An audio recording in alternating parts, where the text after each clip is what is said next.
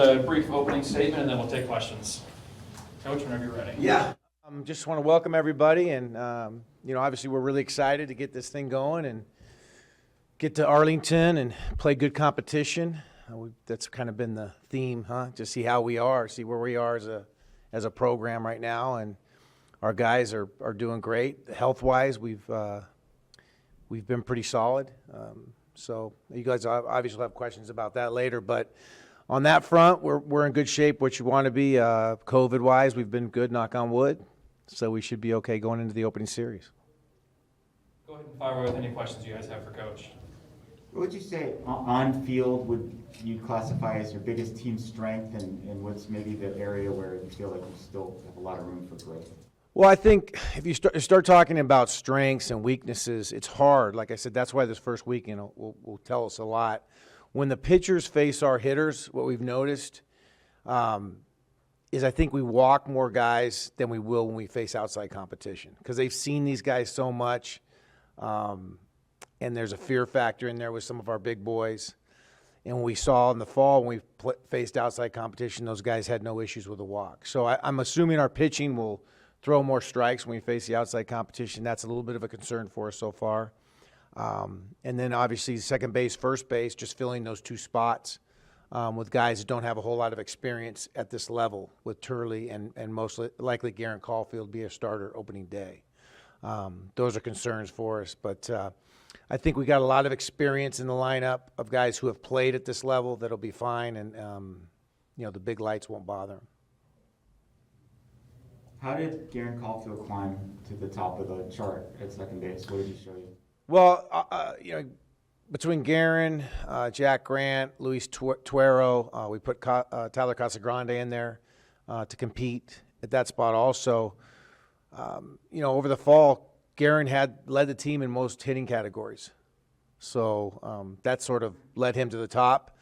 He's a very good shortstop, but we have a really good shortstop on the team in Mcclary. So putting him over there is not an issue, just the experience of playing second compared to shortstop, just the different things you have to learn at second compared to short. So it's pretty easy, but again, to secure the position, he's going to have to keep playing like he has, and there'll be guys that'll be pushing him as we go. What kind of playing experience did he have over the last couple of years? Because I know that his two junior college seasons didn't happen. Yeah, not a whole lot, and that's an issue we're going to run into, and this is why the fall was so important to these guys and playing a lot of fall games against each other. And the couple times we got to play Air Force and UNLV was really important for him to show us what he could do. Is it any different evaluating college players from pro players? I think one thing you got to remember is our youngest player that we feel like our starting nine is going to have, I think, is 21. So, I've managed teams in rookie ball with 16-year-olds, So evaluating talent's evaluating talent. When it comes down to it, we're trying to evaluate for their future what they're doing right now. And that's, I think, more in the college arena, we stick to what they can do right now. That's what's important. We're in the pro game. We're always looking at, in 3 years, he's going to be this. Well, we're hoping that we can give scouts and stuff like that an idea of it. But for us to evaluate to play, we're playing to win every game. The last few months have been an adjustment and all for you going from pro to college, or is baseball? Baseball's baseball once we get out there. The administrative part of it, a lot more, talking to alumni has been kind of a fun thing for me because I love this university, and we have a great program with rich history. So that's been nice to kind of reconnect with a lot of people. That's been the nice part of it. We have an unbelievable administration that helps us. So that has not been an issue. Any of the times I've had to come over to McHale from High Corbett, it's been a blast. We have, I think, the best weight room for Olympic sports in all of the NCAA. So that's another area that we come over here to do. So no, it hasn't been much of an adjustment, just more of a more fun. Do you have your pitching rotation figured out yet? We don't. We're going to piggyback some guys in Texas just because they're not built up enough to throw 100 pitches yet. So between TJ Nichols and Garrett Irvin, Anthony Susak, who we call Tonko, those guys they'll kind of piggyback. Where we're trying to figure out, if we, just go TJ and Garrett or Garrett, we'll figure that out this weekend. Well, with having, I think it's something like 13 games in the first 20 days or something like that. Is it a matter of you want to get in as many arms as possible to see who works before you get to conference play? Right. Well, the difference between when I played here and now is we only have 3 weeks till we start conference play. So we have to have a pretty good idea going into it, who our starters are, who our relievers are, and Dave Lawn's done a really nice job. We're going to have a scrimmage today with all our relievers. Then they'll pitch again on the weekend, just to make sure we can, because we're going to play a Tuesday game against Grand Canyon here for our home opener. So some guys are going to have to, pitch Friday and pitch Tuesday, or pitch Saturday and pitch Tuesday. So yeah, it's. I think you have to have a better idea of who your guys are going into it than you used to. When you say piggyback, what do you mean by that? Excuse me, I should probably explain that. So a starter probably goes 4 innings, throws 70 or 80 pitches, maybe 5 if we can get it that far, and then you bring another starter in to pitch, and then you let your relievers go, the last 8th and 9th inning. Instead of, you'd usually go, let's say TJ started opening day, and he could throw 120 pitches, right? He would go hopefully into the 6th, 7th, 8th inning, and then use your relievers. Where we're probably going to, if Dawson nets too, who will do that with. So we have a number of guys that we'd like to get stretched out. TJ had a really good second half of the season last year. Radar gun, he's approaching 100 miles an hour. He's a really big, strong guy. When you look at him, do you see like Friday night type stuff, ace type potential? Yeah, and you talk about projecting or evaluating players. Like Greg said, that's a guy you project out to be a high level professional player. And the problem is at this level we need him to compete on an everyday basis, which means throwing a lot of strikes, filling it up. We can't have the Friday night starter only go 4 innings with 100 pitches or 5 innings because he's getting outs, but it's taking him a long time because he's throwing a lot of pitches. So your Friday night guys over the years, you probably saw it with Silseth a little bit. You saw it back in my day with Gil Heredia.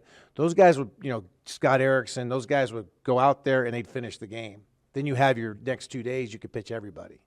So that's important. We'll have to find that guy, whether it's Irvin, whether it's TJ, whether it's Dawson, Tonko as a freshman. I have no problem with that either. So, yeah, that's kind of what you're looking for in the Friday night guy. A guy like Holden Christian that you were able to bring in is on a preseason All-American team and whatnot. What do you envision his role being? Well, we like him to pitch late. Obviously, he was pretty much a closer at Loyola. He's a preseason All-American because of it, and we envision him pitching late like that. So, that's what I'm saying. Our relievers are getting the opportunity right now to pitch a couple times a week, and they need to lock it in.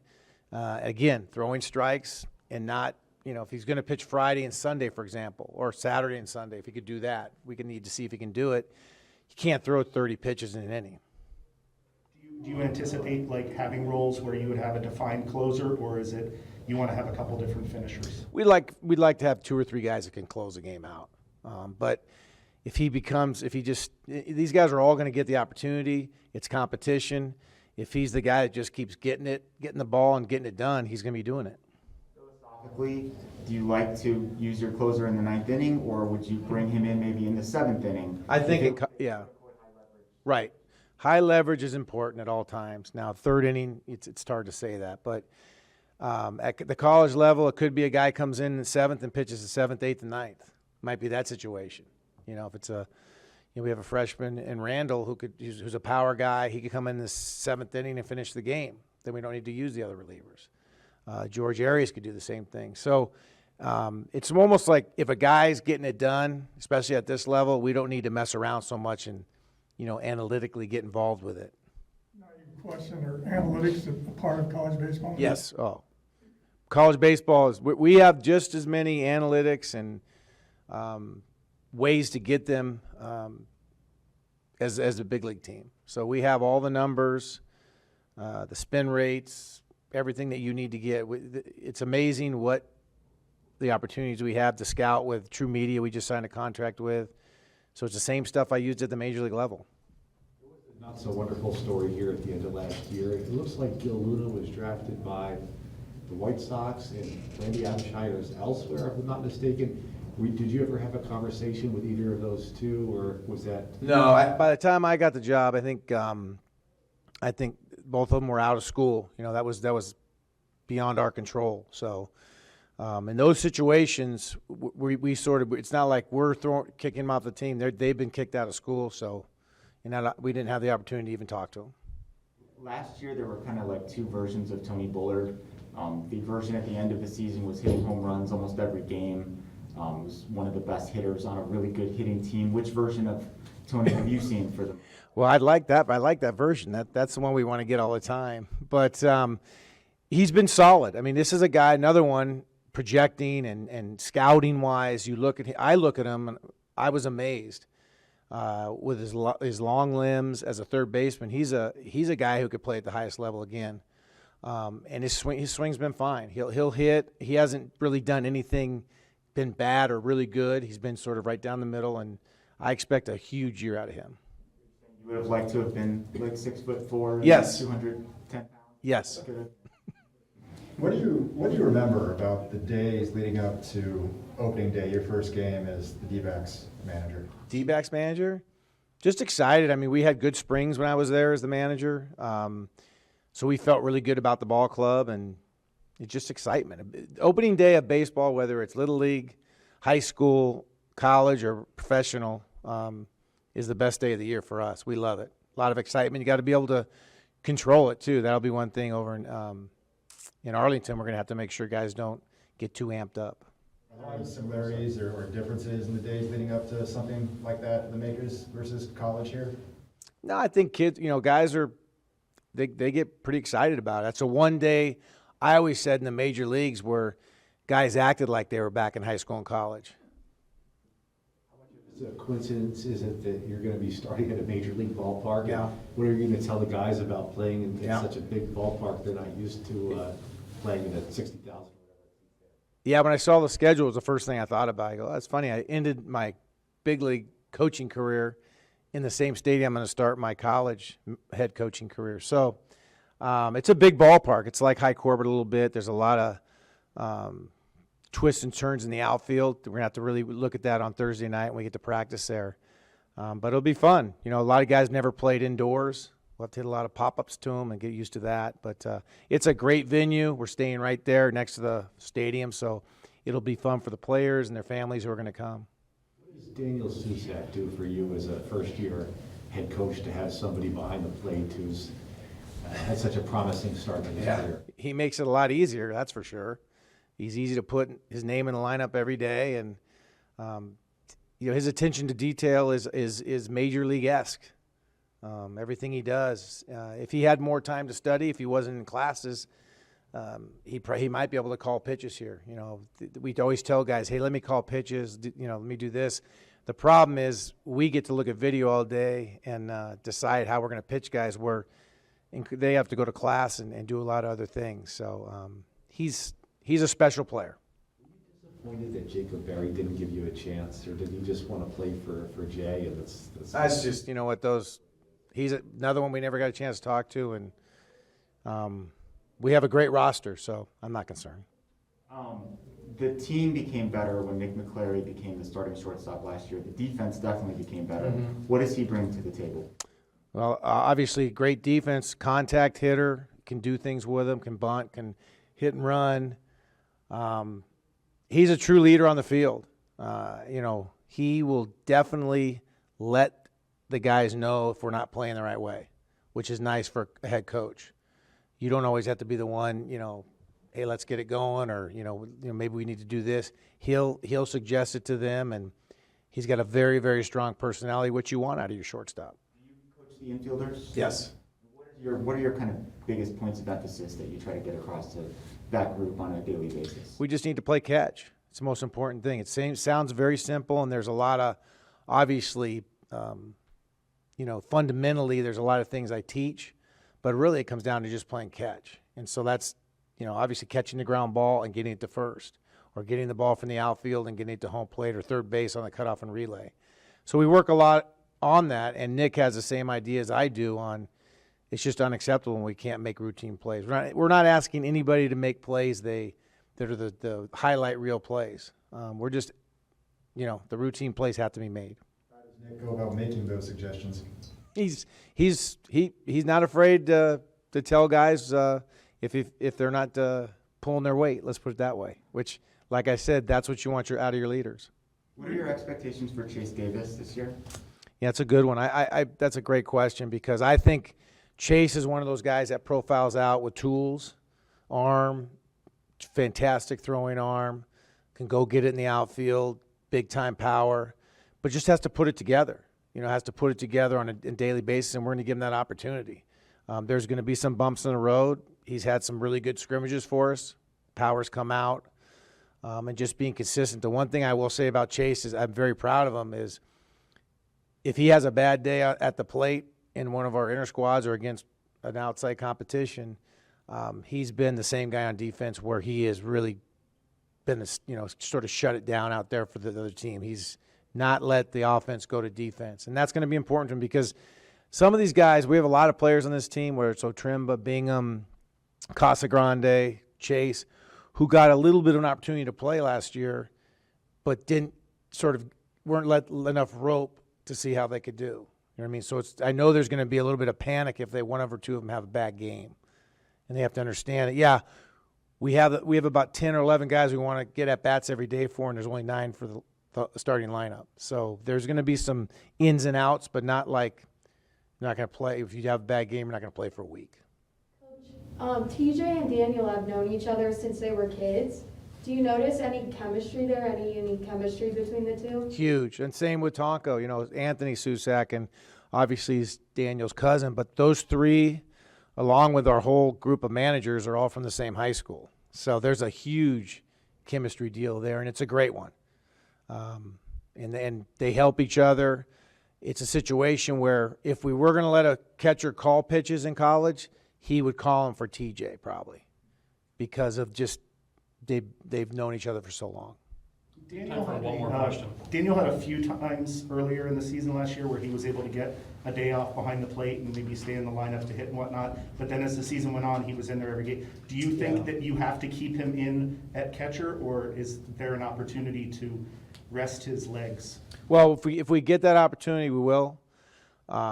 Obviously, early on, probably not. He'll start most of the games. But yeah, we've talked about that. And what's the point in a game here in college? We have to figure out at High Corbett or if we're at Berkeley or Stanford or somewhere where it's not as good a hitting park as High Corbett.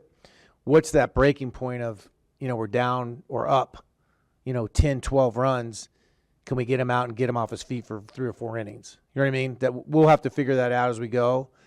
Actually sitting him at game and DHing him, for example, I'd like to, but Cameron Laliberte, Tommy Splain are our 2 backup catchers, and they're coming on. They're getting better and better, both of them. So the more confidence we have in them, the more confident we'll be to let Daniel have a day. Great, thank you, Coach. We'll be back with Suzak and Mcclary. You want me to stay here? Nope, you can come out. Oh, good. Perfect. All right, questions for Daniel Susak and Nick Mcclary? Daniel, what kind of a change did it have on the team when Nick became the full-time shortstop last year? I think the biggest change was the mentality. I think the energy he brings to the lineup in the field every day really just sparks the whole team. I know especially myself being out there, I feel really comfortable every time the ball is hit to shortstop. And just going there to back up every time, I'm almost like telling the infielders how many outs there are before he even throws it. I just know that play's going to be made every time. How long have you guys known each other? I always knew who he was growing up because we lived close together, but he was younger than me, so I think we first met like the summer before we came here. So. What was it that you were able to do last year, or maybe leading up to last year, to go from fairly light hitting in junior college to having as successful a season as you had last year? I think just improving my strength just in the weight room obviously helped, and then just a couple adjustments I made to help see the ball better, and I think that helps make better swing decisions. When I'm swinging at pitches in the zone, then I'm able to do damage on them and leave the ones that aren't in the zone for the pitcher and just not swing at them. And that leads to a lot of walks as well, which helps my on-base percentage because for me, I'm not a guy like him that's going to hit home runs. But if I can help the offense move and get the next guy up so he can drive us in, is huge. You batted near the bottom of the lineup last year for the most part. Are you batting higher? This I year? don't know what we'll see, but I mean I'm comfortable in any spot. In high school I hit first and second, and a little bit in JUCO too, so I've done both of them. So. Does your approach change at all if you're batting first or second or ninth? I think leadoff and ninth are both pretty similar. I think when I'm batting ninth, I almost last year approached it as a second leadoff hitter just to try to get like Dante up to the plate. So say if I was hitting ninth now and Bingham was hitting first, same approach. Get on base and let him move the offense and get Dan up to driving some runs. Daniel, what have you seen from the pitchers so far in preseason, and how would you compare them to the group from last year? I see a lot of potential this year. I think we have a lot of depth at starting pitching, and I think that'll help us a lot because, you know, somebody in there will maybe slot into a long relief role, and I think that helps a lot because somebody that maybe shouldn't profile as a reliever now gives us 3-4 innings out of the pen that's in that starting role, and I think that, you know, maybe takes the burden off another bullpen arm having to go twice a weekend. Nick, what's it like to be coached by a man who's been 30 years in the major leagues? It's really cool. I mean, especially him being an infielder, learning from him. I think that's the biggest thing that he's emphasized this year is we're going to catch the ball and throw the ball and play catch a lot better than we did last year. I think we were a really good offensive team last year, but I think that was something we can totally improve on this year. And in our preparation up to the season, we've done a lot, just working defense and different situations so that we're prepared in the game. Have you noticed much change in day-to-day coaching? I've noticed a lot more progressions, I feel like. Last year we did some fielding, but I feel like this year it's more detail-oriented in warm-ups, which leads to, you know, a more smooth and maybe more efficient fielding practice. What I like a lot is in practices we'll do a lot of situations, maybe infield, outfield, hitting balls in the gaps, little relay drills, trying to race to see which team can win. I like just making the most competitive atmosphere at practice every day. When Chip is coaching you, Nick, what are some of the specific points of emphasis that he'll make to you specifically in your infield group? I think the biggest thing as a group is just playing catch. I think I've always felt this way, but he also really emphasizes it, and he says defense is just a big game of catch. So we work a lot on our throwing program before practice. I think that's a huge improvement because defense is all about playing catch. You can field the ground ball, but the throw is the most important part. Anybody can field the ground ball, but not everyone can make strong, accurate throws. So I think that's something that we're all really working on this year. Your likely second base partner, at least to start the season, is going to be Garen Caulfield. He didn't play a game in junior college the last 2 years because of the pandemic. What can you tell us about his game? He's my roommate, first of all, so I know him off the field as well. He's also from Sacramento, like us. So I've known him a long time, just playing against him. He actually went to my rival JUCO and also my rival high school, so we've known each other playing against each other, and he's just a very solid player. On the offensive side, he's going to put the ball in play. He's not going to strike out a lot, and he can make hard contact. And then on defense, he's just a reliable defender that's going to play catch and make the routine plays. How would you describe Nick's leadership in the infield? I think he's the captain of our infield. He's going to praise you, but he's definitely not afraid to get on you at the same time, which I like. That's how I've always felt is the best coaching style, is pure honesty, and I think Nick does a great job of that. Maybe Tony Bullard makes a bad play. It's never about maybe a physical thing, but if he wasn't giving his full effort, Nick's not afraid, get up under his skin to get him right back on the right path. Is it a big deal for a college athlete at a high-level baseball program to play at a major league park? And did the College World Series help prepare for that, or do you even need preparation for something? I think it is a big deal. Obviously, that's what you dream of as a little kid. College World Series definitely helped. It's definitely a surreal feeling playing in front of 30,000 people. But I will say, once you're in that game, you're locked in and you don't see anybody there. I had somebody go into the dugout. I got pulled out in the 9th inning of that game. I got pinch ran for. And somebody was like, "Man, that Vanderbilt whistler is really annoying." And that was the first time I noticed it all game. And I guess he'd been going for 4 or 5 innings. and you just don't hear it when you're playing. And it's a surreal feeling. And I think playing in these big league parks gives you that same experience as Omaha, but I feel like our team's very well rehearsed for it. Like Daniel, Nick, you were one of those guys who, shortly after the coaching, Jay left, you declared, I think on Twitter, that you're sticking around. What went into that decision? Why didn't you maybe go into the portal or something like that? I think for me, this group is really special, and I'm a really loyal guy. I think that it's important to finish off what I started, and I thought that last year was just the beginning for us. And guys like him and TJ, like those are the guys that I want to play with, and I think that not only will they help me get better, but I think I can help them get better. No matter who the coach was, I knew that we were going to get someone solid to come in and lead us, and I think that we have a really good group of guys that are excited to do that this year. And when you found out it was Chip and you met Chip and got to hear what he had to say, what was your kind of initial reaction? Just super excited. I think that he's a great baseball mind, and he's obviously a really personable person that you can just go to whenever. I think that he does a good job leading us on and off the field to be better people off the field and on the field. Is there a shortstop or another MLB player that you admire a lot or model your game after? I think for me, even though he was an ASU guy, I liked watching Dustin Pedroia a lot growing up just because he's similar size as me. But then, obviously, as growing up a Giants fan, Brandon Crawford was my favorite player, so him. Did you consider seriously playing college football? I did for a little bit. I'd say my sophomore, junior year, I considered it the hardest. Going into my senior year, I kind of knew, I always knew baseball is what I wanted to do, but I decided my senior year baseball was just going to be the only one. You didn't visit Oregon State or anywhere? I did not. They told me to come out for some visits. I just kind of told my dad and my football coach I'm going to stick with baseball. Being from Roseville, had you heard much of Teddy Bruschi? I knew the name when I was little. Obviously, I was a little before my time. I did some research when I was a little older, started to realize who he was, but all I really knew was that he went to Roseville High School, which is right where I was from. You guys have a lot of advanced stats and technology that you can utilize or have access to. Nick, for you, what among the data that they'll provide for you do you find to be the most useful? I think just seeing how I hit the ball to all fields. So, for example, like hitting the ball to left field, I may have a higher launch angle than to right field or something like that. So if I'm getting under the ball a lot, hitting the ball to right field, I can just know that, okay, I need to stay on top of the ball and drive the ball through the infield instead of stuff like that.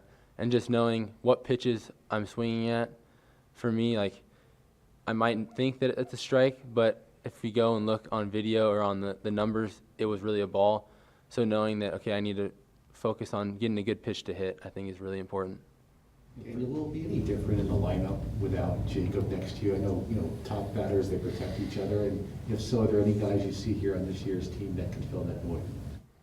Of course, it's going to be a little different without Jacob. Obviously, he's a great hitter, great player, but I feel like there's a lot of great players that are also going to fill that spot as well. I think Tony Bullard's going to have a similar season to how he finished last year. I think he's going to start getting into that groove. Noah Turley is going to make a big impact. Obviously, Chase Davis is going to get some opportunities that maybe he didn't have. And there's going to be guys that maybe got some opportunities but not enough playing time last year, like maybe a Tanner Otremba or Blake Paw, that once you get them more consistent reps, they'll show you what they've been able to do the whole time. Daniel, how does it contribute to team chemistry having your cousin and a childhood friend like TJ on the team? That's big for me. We've been teammates since we were, 7 years old, all the way up till high school. Anthony obviously through high school as well. And I think it's just almost like a quarterback and his receiver. You don't even have to say it, but you can say more with just your eyes or just your actions. Me and my cousin can just look at each other and we know exactly what we want to throw. Same with TJ. And being able to be, I don't want to say more harsh on them, but you can demand more from them and they know it's coming from the right place. And I think that's a huge thing to have. Well, Daniel, what does Holden Christian bring to the table? Closing out the game. I think that's a tough at-bat, especially I think one thing that we'll see as the season goes on, I haven't seen him use it yet, but he throws so across his body from that left-handed side that if there is someone on first, it probably looks like he's picking you off every time. So maybe when he does throw one over, it catches somebody off by surprise. But he just does a great job of filling up that zone and attacking, and obviously with the experience he's had, he's not afraid to be in, high-leverage situations. Daniel, how much would you like to call pitches? I'm comfortable either way. I've called pitches, my whole life up until college, but I also trust the coaches that are calling the pitches as well. So to me, I think we all work as a team, and whoever calls them, I'm right by their side with it. And Nick, how would you describe, similar question, Daniel's leadership behind the plate? I think he's just a really vocal leader, but also he leads by example. He's going to come in and do his work every day, and no matter what's happening, if he's struggling, he's going to be the same person every day. I think that's something that is huge in baseball, the mental side of baseball, and I think he does a really good job of that, turning the page after a bad game. You don't really see him struggling more than a couple games at a time because of that. He's able to change his mindset and get back to feeling good every day. Nick, what pitcher on this team gives you the most trouble in inter-squad? Like you said, Holden's a little crafty because of his left-handed arm slot, but I think Josh Randall, who's a freshman, he's going to be really good for us this year. He's got a lot of stuff. His stuff plays up. He might not throw 97 like TJ, but his stuff looks hard. His fastball looks hard. He's able to throw it at the top of the zone, and he's got a really good curveball as well. You catch him, obviously. Why does his stuff play up? I think his spin rate's a little higher, so the ball's a little heavier on the bat / glove. So maybe it gets on you a little quicker than it actually is. So the perceived velocity is probably a little higher. Sneaks up on you. Do you guys like the idea of a Pac-12 tournament? I do, but I think the champion should be crowned in the regular season. I just feel that way. I think you've earned it over the course of the year, but I do like the tournament as well, to get that automatic bid. Time for one more question. Is that it? All right, thanks, guys. Yeah, thank you. All right, questions for TJ Nichols and Holden Christian. TJ, how would you characterize your freshman season? I would say a little bit immature. I felt like throughout the season I got better, but it was just getting into college baseball and kind of getting into a groove, and I felt like I was in that at the end of the season. What changed? If you look at your numbers in April and May, they're way better than they were, May and June compared to the first couple of months. What changed for you? I would just say learning from my mistakes and talking to other guys on the team, talking to Coach Johnson and Coach Yeski about my game plan, and I felt like it just got better. Holden, how surprised were you when you saw you were on a preseason All-American list? It definitely was not something I'm expecting, but I was very honored to have that. But at the same time, I know that's all based on past achievements, and it doesn't really mean much if I don't do it this year. So definitely feel good about it, though. How do you translate what you were able to do at Loyola to here in maybe different competition? I know you played some Pac-12 schools, but how would you translate that over? I think for me, it's just keeping the same mindset. I think I was really locked in last year and kind of had it down. It worked, and I know it can work again. So just kind of sticking to that and trusting myself. So. When you were looking at other schools, how did you center on Arizona? So Arizona was actually pretty late for me in the process, but one of the big things was the graduate degree I could get, which was in real estate, and that was something I really wanted. And then also joining a team that I knew, because I only have 1 year left, I wanted to join somewhere where I knew they would have success. And obviously, the year they had last year, I trusted the group I was going to be joining would be a good one. So, yeah. TJ, if you had to pitch right now today, how many do you think you could go before you would drop off pitch-wise, like in terms of stretched out? I honestly don't know. We're getting ramped up right now. I'm planning on throwing 4 innings this week, so I haven't been dropping off recently. Velocity and stuff has been stagnant throughout my outings, but I haven't been stretched out, so I'm not sure. And Chip said that he anticipates some piggybacking this first weekend and maybe beyond that. How would that work if you were not the first starter? What's that mindset? Do you still have to prepare like you're the starter? Yeah, I haven't been told where I am, if I'm a starter or reliever. I'm just planning on, trying to help the team win as much as possible and do as much as I can. They post some of the velocities, that you guys have been able to achieve. I guess you were like 99, almost 100. Is that something you pay attention to? Not really. I try and stay away from that. Right now, I think just working on command and control of the ball is where I need to focus. So I kind of stay away from looking at those numbers. What's been your kind of primary focus during this off-season period as far as your improvement goes? Just getting stronger. I was here over the summer in July working with our strength coach, Coach Crumpos, and I put on about 10 pounds. And so that was my main focus over the summer. And then over the fall, just working on my command and my delivery a little bit. What was your weight for the most part last season? I played at like 178, 180. And what about now? It's like 187 to 190. Do you have sort of an eventual like goal/professional weight that you'd like to get to? Just try and get to as high as possible and just stay muscular. Besides the fastball, what are your other pitches? I started throwing a two-seam fastball this fall, and then still working on the slider and the changeup. So working with 4 pitches this year. For either of you guys, Chip had mentioned before that in intra-squads and whatnot, you guys have been walking a lot, but a lot of hitters maybe more than wanted, but that might be because of the plate discipline of the hitters. How much does that help you? As far as knowing that you have guys that won't take that pitch that's just off the edge. It helps a lot just because our hitters are so disciplined and knowing that that's what the other Pac-12 teams are going to be. So seeing that and preparing for that, it's crucial. Yeah, I'd agree. Just facing an offense like the one we have really prepares us for what we're going to face in season because, I mean, our offense is top of the top. So if we're facing these guys every week, it's going to really prepare us for the teams we're playing this season. So. When Nick took over as the starting shortstop last year for you guys, it seemed like the team got better. What did he bring to the table? What changed when he became that guy? He brings a lot of energy to the table. I think he's just a great teammate, and he takes control of his infield, and I think he's a great player. So I think that's why. How vocal is Nick in that infield? He's pretty vocal. I think this year he's doing a lot better job at communicating with other guys, second baseman, third base, and first base, and he's taking a leadership role in the infield. For both of you, starting with TJ though, what's it like now having Daniel back there behind the plate? It's really nice having Dan behind the plate. I mean, I think he's the best catcher in the country, and it's not even close. You can definitely tell a difference when he's behind the plate. He's just more comfortable, and I've been throwing to him for a while, so it's really nice.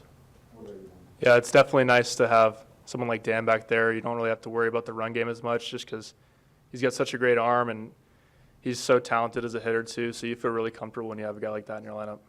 TJ, you mentioned how you've known Daniel for a while. How does that contribute to your confidence when you're pitching? It does a lot just because he knows how to calm me down and really keep me in control during the game. I live like 5 minutes away from him back home, so it's really nice to have him behind the plate. Holden, do you expect to be used in the 9th inning, or is it sort of like the high leverage situation? You're kind of like you're mentally preparing yourself for whatever that is, 6th, 7th, 8th. Yeah, I mean, I'm open for anything. Last year, my role was kind of between just coming in like in a big situation. It wasn't necessarily like set on closing, and I just like coming in the big situation, so I don't really care when it is. You had by far your best statistical season last year. What changed for you?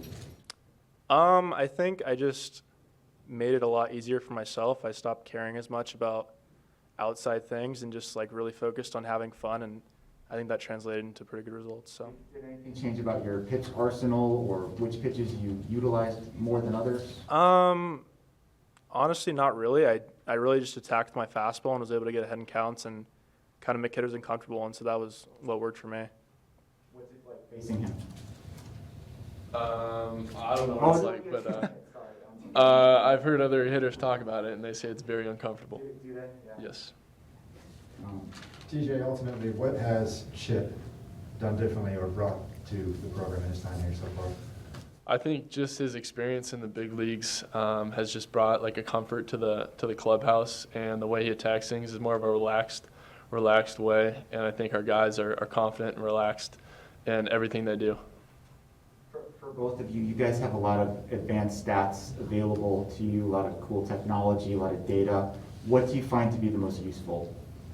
I would say as a pitcher, we use the TrackMan every time we throw, and that helps you kind of, you can figure out and pinpoint maybe what you were doing wrong that you might not be able to see when you're just like throwing and not really looking into that stuff. So I think that's something that I've been introduced to a lot more here than I have in the past, and I've been able to see some strides just from that What's an alone. example of something you might detect via the TrackMan? Yeah, so I actually in the fall I was a little more far over with my release than I normally am, and I didn't really notice it. And then I compared my fall numbers on the TrackMan to back in the summer, and I was able to pinpoint what was wrong with it. So that's just one of the things. But What about you, TJ, with all the stuff you got looking over?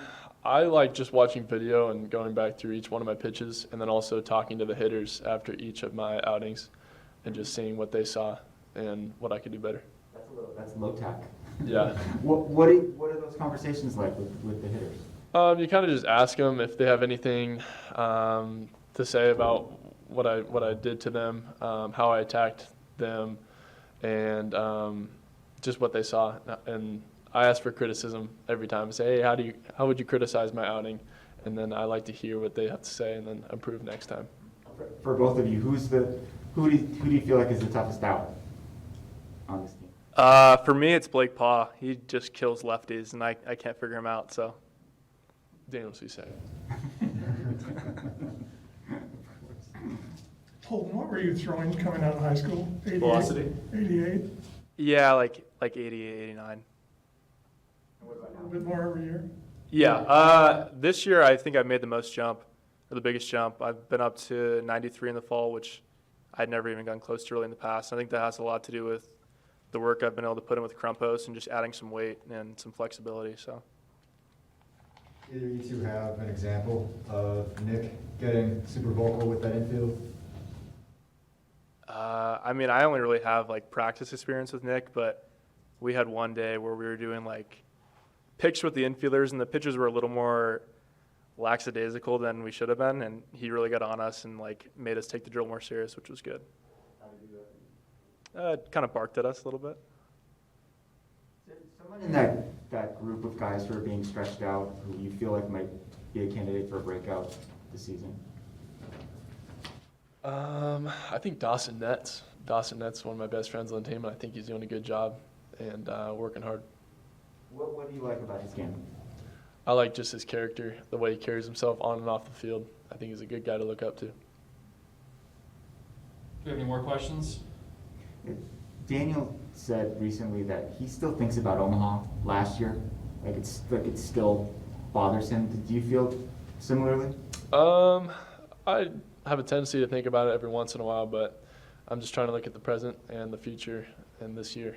So, What do you like best about what Chip has brought to the table in terms of how he runs the ship or his philosophy?